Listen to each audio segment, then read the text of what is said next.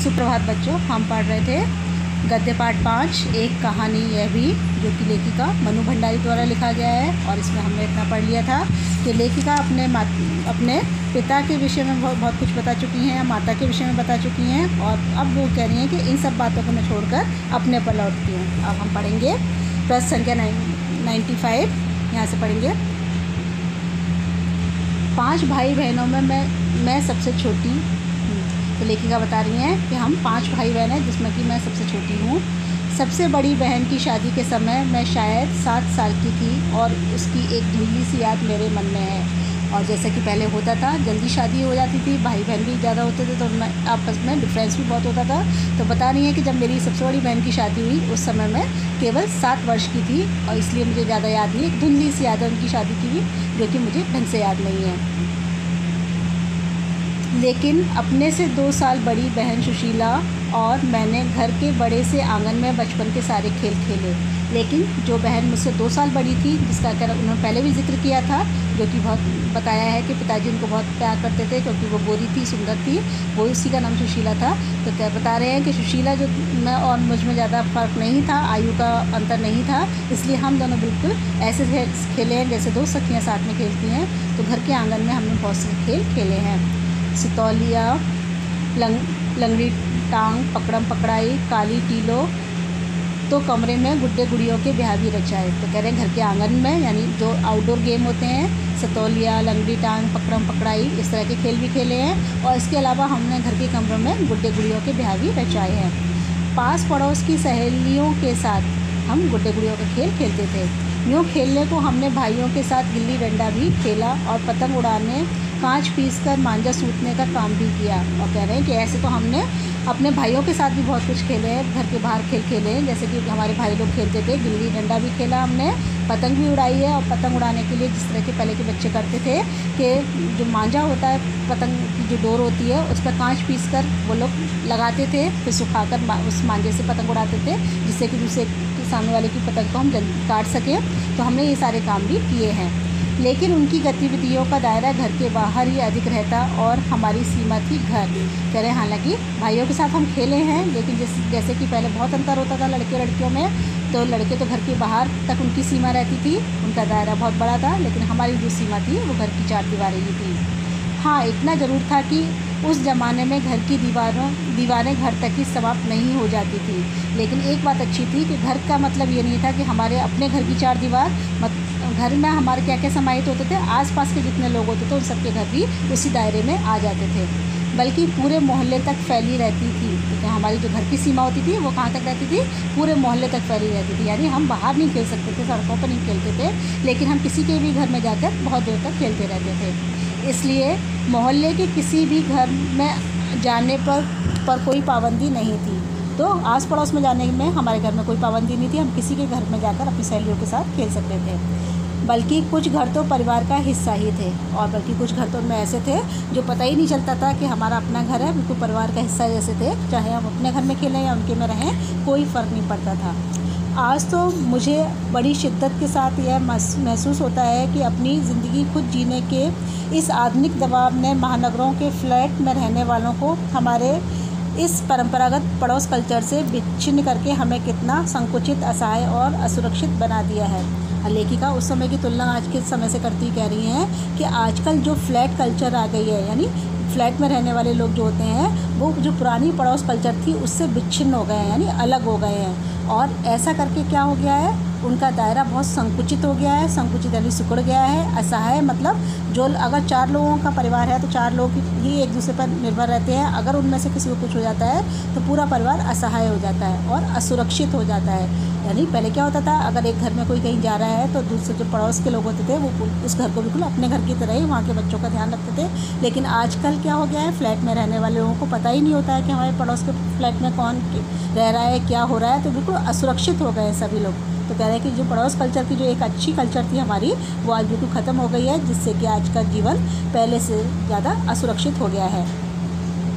मेरी कम से कम 1 दर्जन आरंभिक कहानियों के पात्र इसी मोहल्ले के हैं, जहां मैंने अपनी किशोरावस्था गुजार अपनी युवावस्था का आरंभ किया था। लेखिका कह रही हैं कि जब मैं लेखिका बन चुकी हूँ आज। तो आजकल जब भी कहानी लिखती हूँ तो उसमें जो पात्र होते हैं वो कहीं ना कहीं से इन्हीं मेरे पड़ोस के आसपास के लोगों में से आ जाते हैं।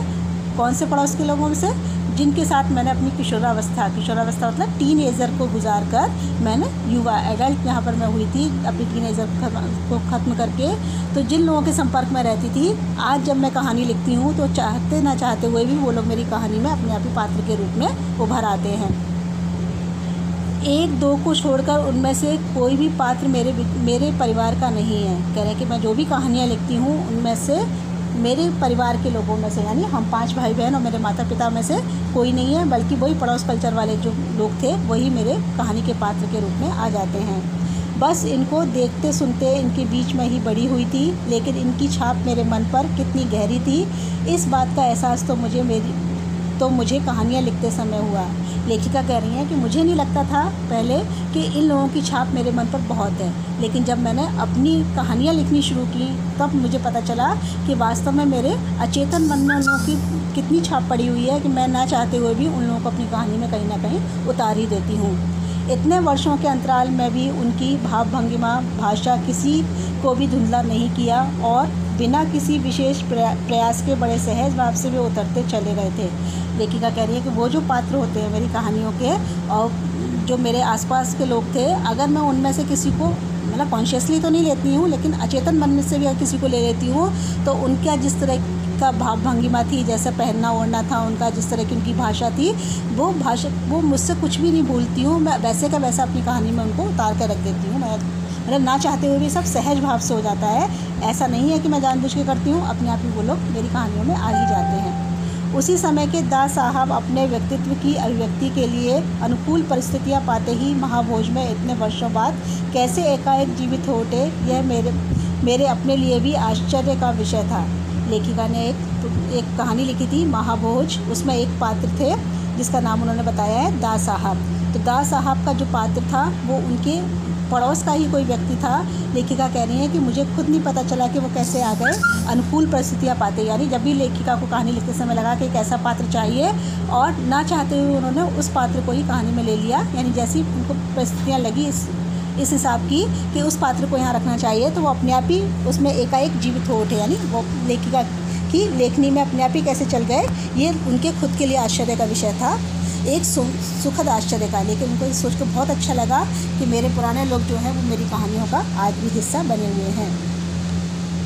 उस समय तक हमारे परिवार में लड़की के विवाह के लिए अनिवार्य योग्यता थी, उम्र में 16 वर्ष और शिक्षा में मैट्रिक। लेखिका बता रही हैं कि उस समय लड़कियों की शादी जल्दी हो जाती थी और शादी के लिए क्या उस समय अनिवार्य योग्यता समझी जाती थी कि जब जैसी लड़की 16 साल की हुई और उसने मैट्रिक पास की तो समझ लो कि वो शादी के योग्य हो गई। सन 44 में सुशीला ने यह योग्यता प्राप्त की और शादी करके कोलकाता चली गई। तो सन 1944 में उनकी जो बहन थी सुशीला वो 16 वर्ष की हो गई, क्योंकि वो लेखिका से 2 साल बड़ी थी। लेखिका उस समय 14 वर्ष की रही होंगी और उन्होंने मैट्रिक भी पास कर लिया सुशीला ने, तो उनकी योग्यता प्राप्त हो गई थी शादी की और माँ बाप ने उनकी शादी करके उन्हें कोलकाता भेज दिया।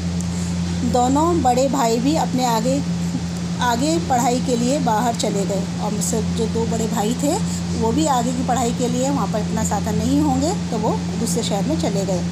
इन लोगों की छत्र छाया के हटते ही पहली बार मुझे नए सिरे से अपने वजूद का एहसास हुआ।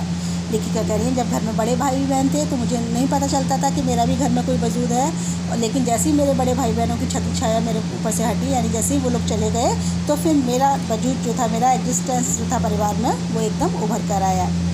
पिताजी का ध्यान भी पहली बार मुझ पर केंद्रित हुआ। पिताजी जो सुशीला के सामने मुझे कभी देखते भी नहीं थे, मेरे से कभी खुश भी नहीं होते थे, जब सुशीला चली गई तब उन्हें मुझ पर ध्यान देने के लिए अवकाश प्राप्त हुआ।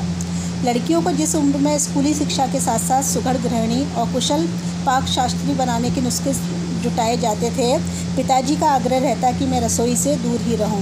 लेखिका बता रही हैं कि पिताजी मुझ पर ध्यान देने लगे और माँ जिस उम्र में ये सोचती थी कि इसको अब मैं पाक कला में निपुण बना दूँ, पाक कला यानी खाना बनाने में इस समय इसको कुशल कर दूँ और भी बहुत से घर गृहस्थी के काम सिखा दूँ, लेकिन पिताजी का माँ से ये कहना रहता कि उसे रसोई से दूर रखो। रसोई को वो भटियार खाना कहते थे, क्योंकि उनकी नज़रों में रसोई जो थी वो भटियार खाना है। भटियार खाना यानी एक ऐसी जगह जहाँ हमेशा भट्टी जलती रहती है, और उनके हिसाब से वहाँ रहना अपनी क्षमता और प्रतिभा को भट्टी में झोंकना था। और उनका ये मानना था कि एक ऐसा भटियार खाना होता है रसोई घर कि वहाँ पर जो लोग रहते हैं, यानी स्त्री जब वहाँ पर जाती है, रसोई घर में जाती है, तो उसके अंदर जो भी प्रतिभा होती है, जो भी क्षमता होती है उसके कार्य करने की, कुछ बनने की क्षमता होती है, वो सब भट्टी में झुक जाती है और वो एक सिर्फ गृहिणी बनकर ही रह जाती है। घर में आए दिन विभिन्न राजनीतिक पार्टियों के जमावड़े होते थे।